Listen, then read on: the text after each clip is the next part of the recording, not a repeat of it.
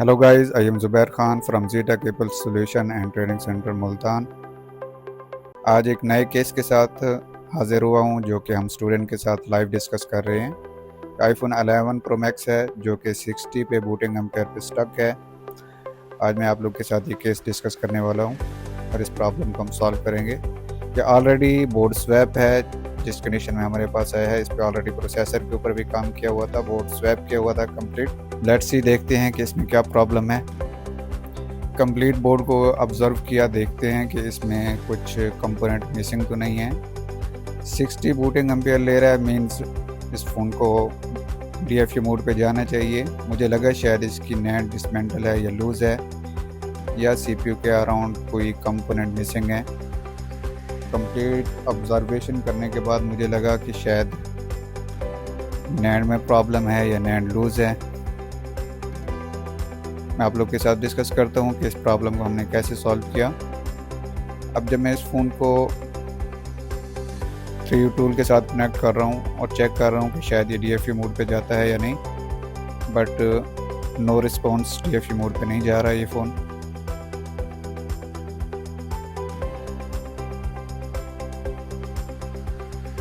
Again try की है तो फ़ोन स्टिल DFU मोड पे नहीं जा रहा। मैं इसकी नेट रिमूव करने वाला हूँ। नेट रिमूव करके उसके बाद देखते हैं कि शायद फ़ोन DFU मोड पे जाता है या नहीं।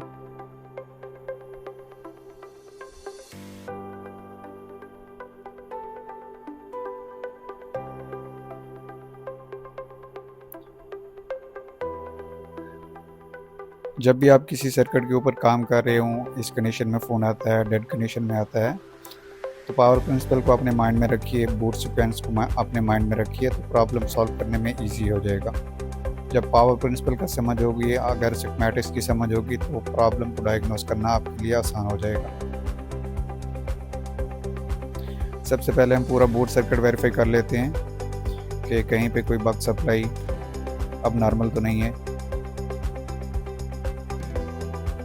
ओके, यहाँ पे मैं जब चेक कर रहा हूँ तो यहाँ पे मुझे एक बग सप्लाई अब नॉर्मल मिल रही है जो कि ई कोर सर्किट की है। CPU के ई कोर के सर्किट को जो वोल्टेज रिक्वायर्ड है वो नहीं मिल रहे, तो इस वजह से CPU कंप्लीट बूट नहीं कर रहा और फ़ोन हमारा DFU मोड पे में नहीं जा रहा। जैसा कि आप देख सकते हैं कि ये पूरा ई कोर का सर्किट है। P कोर और E core, P core high efficiency circuit होता है जो कि हम फ़ोन के ऊपर हैवी लोड डालते हैं, लाइक ग्राफिक का यूज़ करते हैं, गेम यूज़ करते हैं, तो P कोर का सर्किट हमारा एक्टिव होता है। बट जब हमारा फ़ोन स्टैंड बाय मोड पे होता है तो उस टाइम हमारा E कोर का सर्किट स्टैंड बाय मोड पे चला जाता है।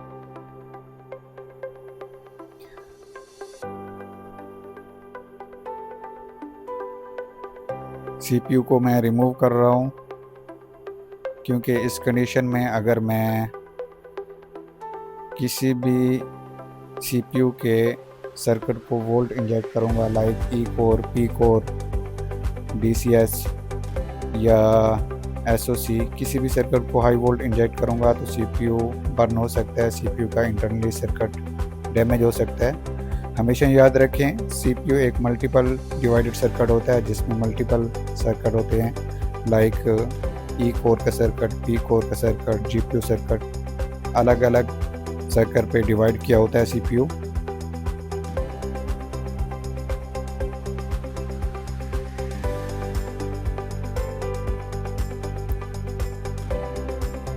हम इसी बोर्ड के ऊपर इसी बोर्ड को रिपेयर करेंगे।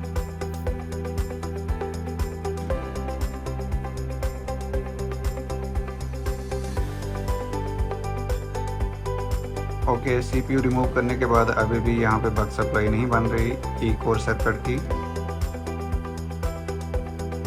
देखते हैं, शायद बग कॉइल में प्रॉब्लम्स हो सकता है। बग कॉइल में रिप्लेस करके देखता हूँ। मुझे लगा कि शायद बग कॉइल थोड़ी लूज़ है, बग कॉइल रिप्लेस करके देखते हैं। ई कोर के सर्किट में 2 बग कॉइल्स लगी होती हैं।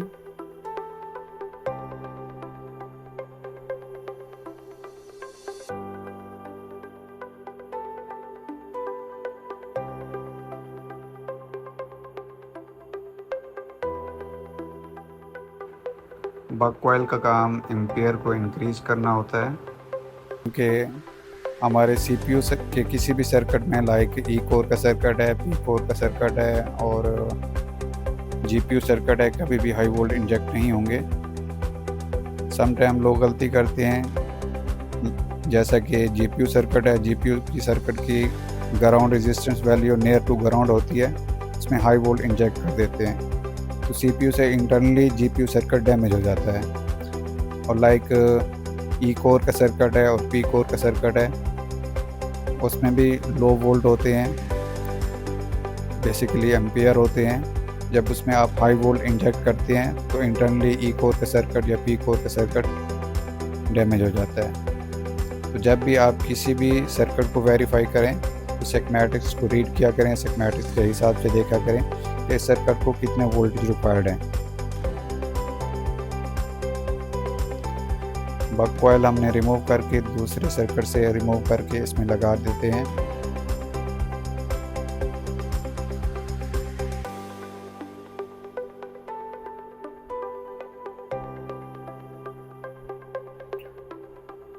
दोनों बग कॉइल्स मैंने दूसरे सर्किट से मैंने रिमूव किए हैं और इसमें रिप्लेस कर रहा हूँ। आजकल मार्केट में काफ़ी सारे टूल्स अवेलेबल हैं, जैसे आप बग कॉइल को वेरीफाई कर सकते हैं, आप डीएसओ से भी बग सप्लाई को वेरीफाई कर सकते हैं, मल्टीमीटर से भी वोल्टेज का जजमेंट कर सकते हैं कि बग सप्लाई बन रही है या नहीं बन रही। ओके, वोल्टेज चेक करते हैं तो वोल्टेज अभी भी नहीं आ रहे, जो कि बग सप्लाई के वोल्टेज नहीं बन रहे ई कोर सर्किट के लिए। जब तक ई कोर का सर्किट सीपीयू से स्टैंड बाय मोड पे नहीं जाएगा, फ़ोन आपका कम्प्लीटली ऑन नहीं होगा।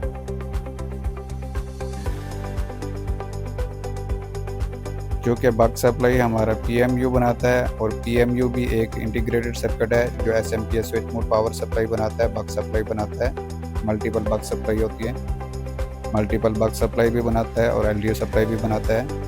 सर्किट में जहाँ कहीं पे भी वोल्टेज की रिक्वायरमेंट होती है तो एलडीओ सप्लाई से कंप्लीट की जाती है, बट सीपीयू के किसी भी सर्किट को जो वोल्टेज रिक्वायर्ड होते हैं वो बग सप्लाई से मिलते हैं,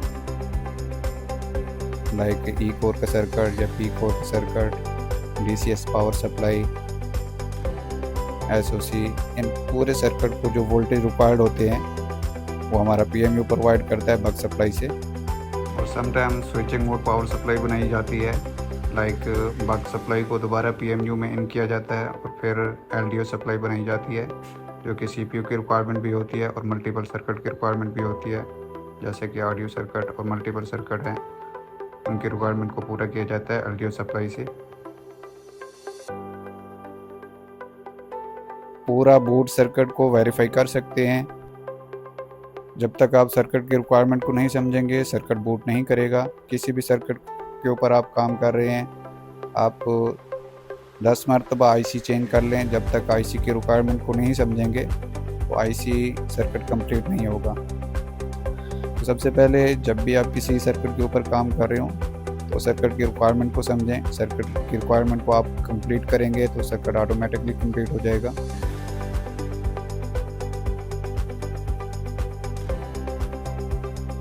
पीएमयू नया लगाते हैं तो आगे रिजल्ट देखते हैं कि हमारी बग सप्लाई कंप्लीट हुई है या नहीं।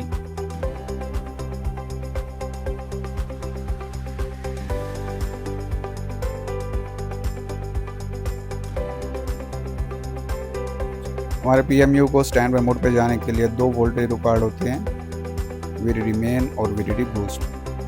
जब पीएमयू को 2 वोल्टेज इनपुट सोर्स वोल्टेज मिलते हैं तो पीएमयू आगे एलडीओ सप्लाई बनाता है और बग सप्लाई बनाता है। ओके, यहाँ पे वोल्टेज आ गए हैं जो कि ई कोर के सर्किट को रिक्वायर्ड है।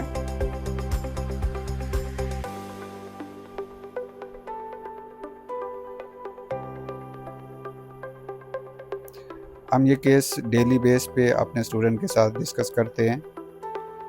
यूवी मास्क का यूज़ करके हम बग कॉइल को अपनी पोजीशन पे फिक्स कर देते हैं ताकि ये अपनी पोजीशन पे रहें।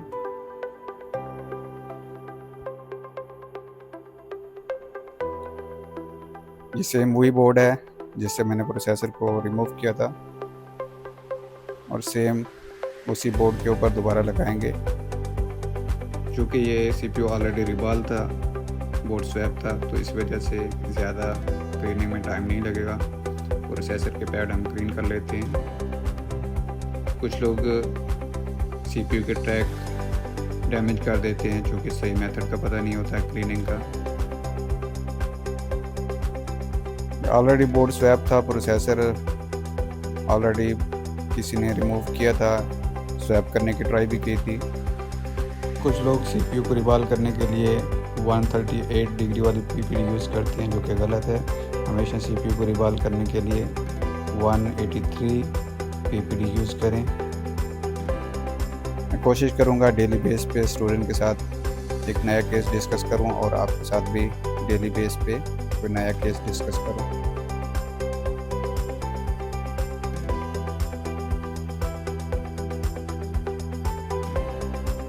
आजकल हमारे पास डेली बेसिस पे ऐसे केसेस आ रहे हैं जिनका प्रोसेसर ऑलरेडी रिमूव होता है, उसके ऊपर ट्राई की होती है, ट्रैक भी डैमेज होते हैं, काफ़ी सारी मेहनत होती है, काफ़ी टाइम भी लगता है।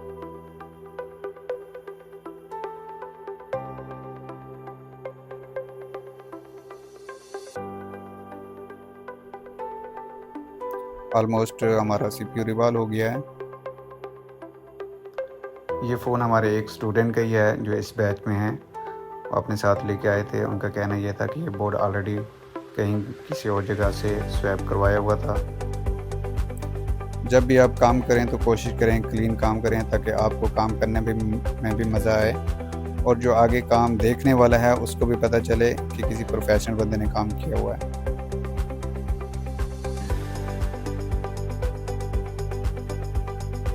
मोस्टली डेली बेस पे हम देखते हैं लोग बोर्ड स्वैप तो कर लेते हैं, लेकिन बहुत माइनर सी मिस्टेक्स होती हैं। लाइक CPU के अराउंड कोई कंपोनेंट डैमेज हो गया, लाइक कोई PCI प्रोटोकॉल का सीरीज़ कैपेसिटर डैमेज कर दिया, या कोई ऐसी रेजिस्टेंस डैमेज कर दी जो कि सर्किट को कंप्लीट करने के लिए कंपलसरी होते हैं ऐसे कंपोनेंट। जब भी आप बोर्ड स्वैप कर रहे हैं, एक तो आपके पास एक अच्छा हैंड स्किल होना ज़रूरी है, सही टेम्परेचर का पता होना ज़रूरी है, और दूसरा कि प्रोसेसर के अराउंड जितने भी कंपोनेंट हैं वो डैमेज नहीं होने पाए। मोस्टली जो कि रेजिस्टेंस हैं या सीरीज़ कैपेसिटर हैं, किसी भी कंपोनेंट को आप इग्नोर नहीं करें, मोस्ट इम्पोर्टेंट होते हैं कंपोनेंट। डेली बेस पे जब मैं काम करता हूँ, सारा फ़ोन जब मेरे पास आता है, प्रॉब्लम डायग्नोस करते हैं, ऑलरेडी सर्किट के ऊपर काम किया होता है, तो मुझे पता चलता है कि जस्ट एक रेजिस्टेंस में प्रॉब्लम है जिसकी वजह से सर्किट कंप्लीट नहीं है। यहाँ पे ई कोर की सप्लाई कंप्लीट ओके है और फ़ोन DFU मोड पे भी डिटेक्ट कर रहा है।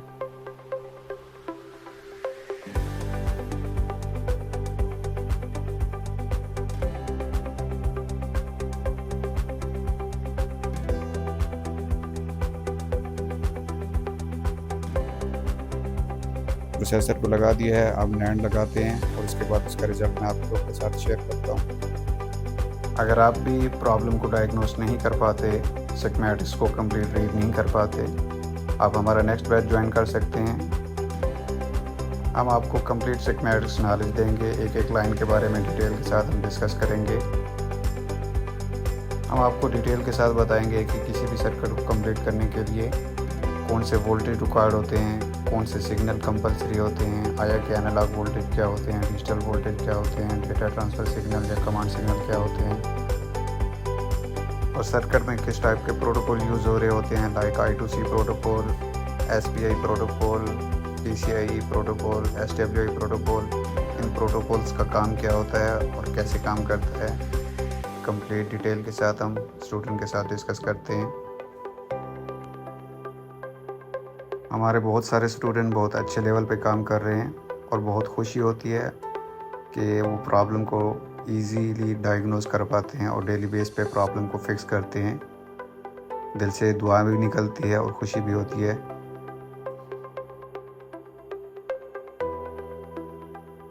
NAND को ऑलरेडी हमने रिवॉल्व करना स्टार्ट कर दिया है। मैं हमेशा एक बात कहता हूँ कि हैंड स्किल एक अलग चीज़ है और नॉलेज एक अलग चीज़ है। हैंड स्किल के साथ साथ आपके पास नॉलेज का होना भी ज़रूरी है। अगर आपके पास नॉलेज नहीं है तो आप डेली बेस पे बोर्ड स्वैप करेंगे। अगर आपके पास नॉलेज है तो आप कोशिश करेंगे प्रॉब्लम को डायग्नोज करें।